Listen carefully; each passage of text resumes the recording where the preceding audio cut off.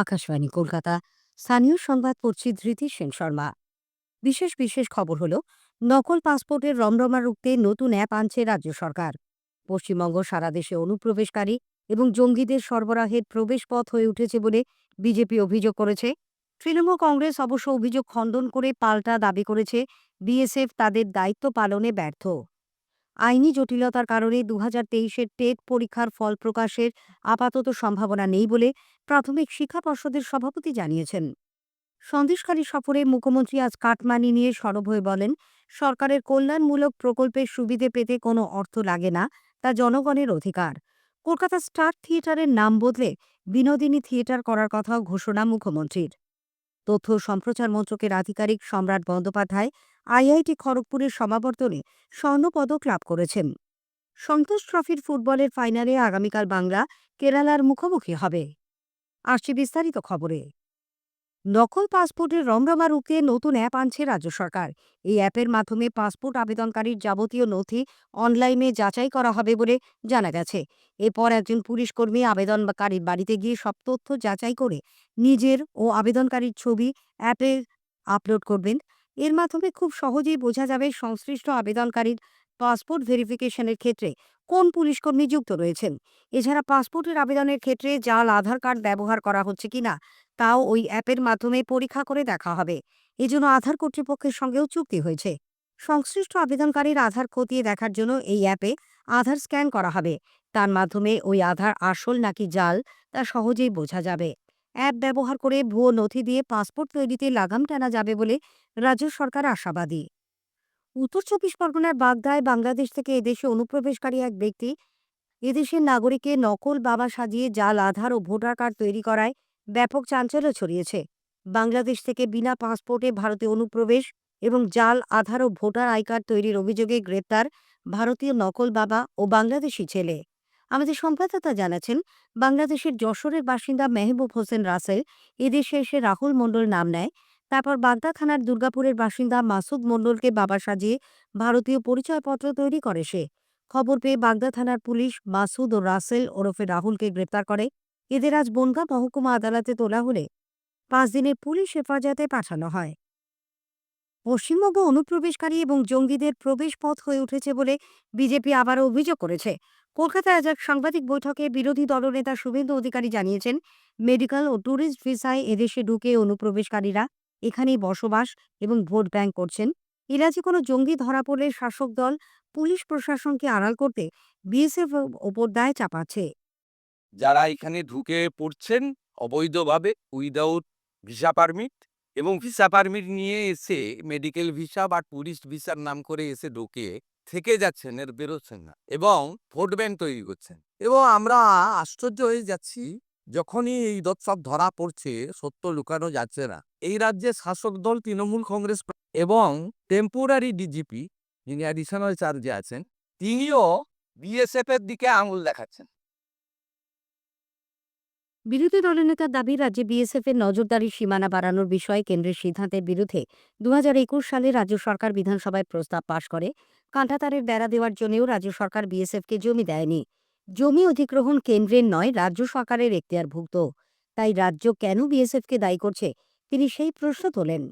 মুখ্যমন্ত্রীর আজকের সন্দেশখালী সফরের পাল্টা আগামীকাল তিনি সেখানে যাবেন বলে শুভেন্দুবাবু জানিয়েছেন। এদিকে তৃণমূল কংগ্রেসের তরফে খালি এ রাজ্যে অনুপ্রবেশ ঘটছে, বিজেপির এই অভিযোগ খারিজ করা হয়েছে। দলের নেতা কুণাল ঘোষ আজ সাংবাদিকদের বলেন, অসমে অনুপ্রবেশ ঘটছে, ত্রিপুরায় অনুপ্রবেশ ঘটছে, যেখানে বিজেপি সরকার রয়েছে।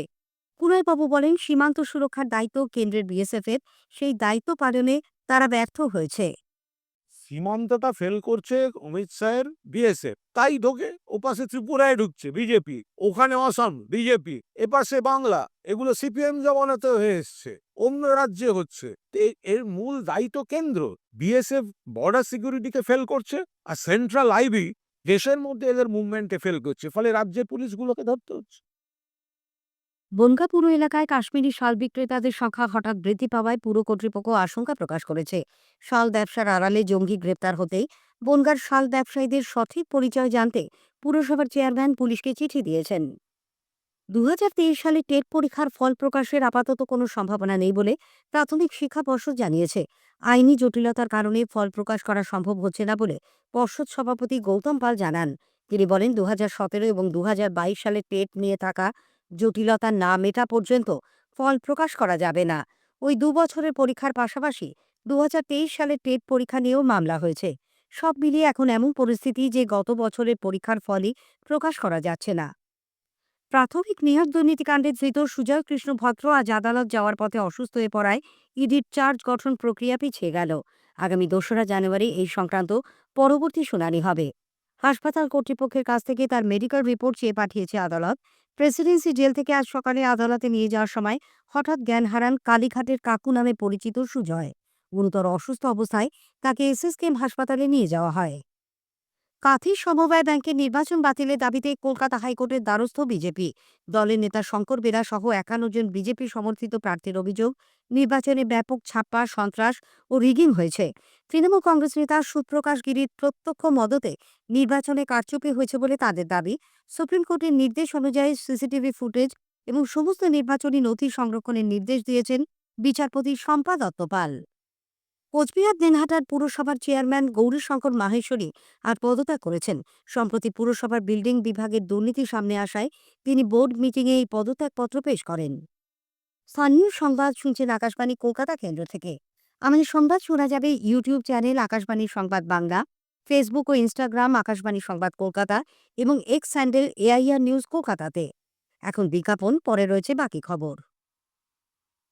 আলু চাষে প্রধান শত্রু নাবি ধসা। এর বিরুদ্ধে দীর্ঘস্থায়ী সুরক্ষা মানে চাই সঠিক সময়ে বাড়ির ইনফিনিটো। আলু লাগানো 40 থেকে 45 দিনের মধ্যে অবশ্যই ইনফিনিটো প্রয়োগ করুন এবং নিশ্চিন্তে থাকুন। ফিরে এলাম স্থানীয় সংবাদে। মুখ্যমন্ত্রী মমতা ব্যানার্জি আজ উত্তর 24 পরগনার সন্দেশখালীতে 20,000 প্রাপককে বিভিন্ন সরকারি প্রকল্পের সুবিধে প্রদান কর্মসূচির সূচনা করেছেন।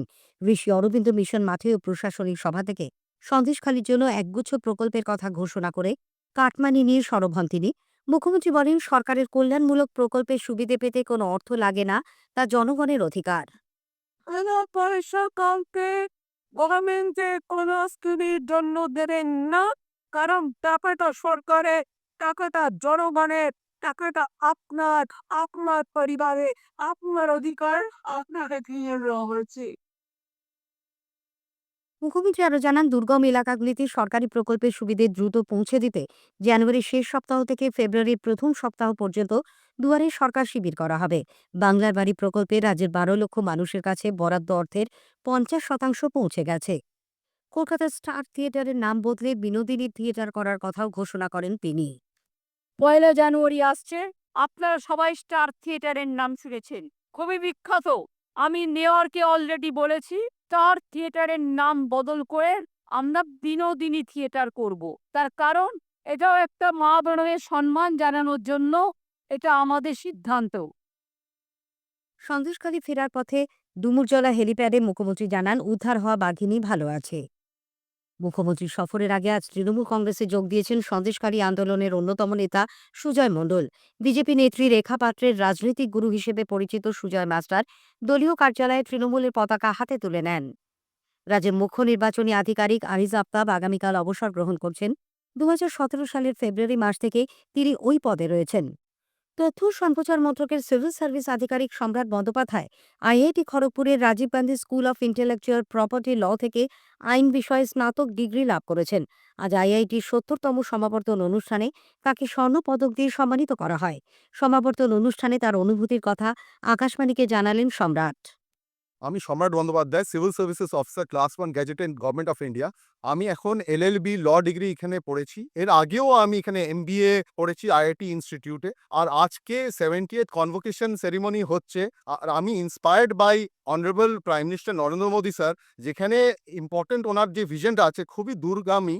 লার্নিং একটা কন্টিনিউয়াস এন্ডেভার হতে হবে। ল কোর্সেস হোক, এমবিএ কোর্সেস হোক, কিংবা আইগট কর্মযোগী প্ল্যাটফর্মের ডিফারেন্ট টাইপ অফ কোর্সেস, এটা নট অনলি আমাদের জ্ঞান বৃদ্ধির জন্য ইম্পর্টেন্ট একটা জিনিস, তার সঙ্গে সঙ্গে জনগণের সেবা করার জন্য, উন্নতির পথে আগানোর জন্য এক মহত্বপূর্ণ পদক্ষেপ। সিকিমে বেড়াতে গিয়ে নিউ ব্যারাকপুরের বাসিন্দা বছর 25-এর পায়েল শাসমল ও তার 2.5 বছরের শিশুকন্যা সিমিকার মৃতদেহ আজ সন্ধ্যের বিমানে কলকাতায় নিয়ে আসা হচ্ছে। তাদের সঙ্গে আছেন পরিবারের লোকজন। পায়েলের স্বামী গুরুতর আহত শোভন শাসমলকে সড়ক পথে কলকাতা নিয়ে আসা হচ্ছে। ইংরেজি নতুন বর্ষ শুরুর প্রাক্কালে শহরে সম্ভাব্য অতিরিক্ত যাত্রী ভিড় সামাল দিতে মেট্রো রেল আগামীকাল ব্লু লাইনে অতিরিক্ত ট্রেন চালানোর সিদ্ধান্ত নিয়েছে।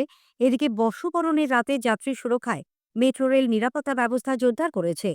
বাংলায় আগামীকাল জাতীয় ফুটবল সন্তোষ ট্রফির ফাইনালে কেরালার মুখোমুখি হবে। হায়দ্রাবাদের গাচ্চিবৌলি স্টেডিয়ামে খেলা শুরু হবে সন্ধ্যে 7:30টায়। এদিকে সন্তোষ ট্রফির ফাইনালে বাংলার সাফল্য নিয়ে আজ নিউ সেক্রেটারিয়েটের ক্রীড়া দপ্তরে আইএফএ সভাপতি, সহসভাপতি সহ অন্য কর্মকর্তাদের সঙ্গে বৈঠক করেন ক্রীড়ামন্ত্রী অরূপ বিশ্বাস। শেষ করার আগে স্থানীয় সংবাদের বিশেষ কিছু অংশ আরও একবার। নকল পাসপোর্টের রমরমা রুখতে নতুন অ্যাপ আনছে রাজ্য সরকার। পশ্চিমবঙ্গ সারা দেশে অনুপ্রবেশকারী এবং জঙ্গিদের প্রবেশ পথ হয়ে উঠেছে বলে বিজেপির অভিযোগ। তৃণমূল কংগ্রেস অবশ্য অভিযোগ খণ্ডন করে পাল্টা দাবি করেছে বিএসএফ তাদের দায়িত্ব পালনে ব্যর্থ। স্থানীয় সংবাদ শেষ হলো।